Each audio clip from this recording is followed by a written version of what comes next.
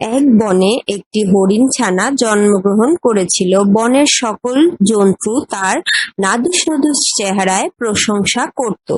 একদিন এক রাজকুমার শিকারের আশায় সেখানে আসলো। রাজকুমার মন্তব্য করল, এই বনটি একটি ভালো জায়গা শিকারের জন্য। রাজকুমারের দৃষ্টি ওই হরিণটির ওপর নিবদ্ধ হলো এবং সে এটিকে অনুসরণ করতে লাগলো। সে ছিল একটি ঘোড়ার ওপর এবং হরিণটিকে ধরার জন্য দ্রুত চলতে লাগলো। অন্যদিকে হরিণটিও আরো দ্রুত বেগে দৌড়াতে লাগলো। কিন্তু হঠাৎ ঘোড়াটি পড়ে গেল। রাজকুমারও নিকটবর্তী একটি নদীতে পড়ে গেল। যেহেতু সে সাঁতরাতে জানতো না, তাই রাজকুমার তাকে বাঁচানোর জন্য চিৎকার করতে লাগলো। হরিণটি তার কান্না শুনতে পেল এবং হরিণটি তাকে প্রাণে বাঁচালেন।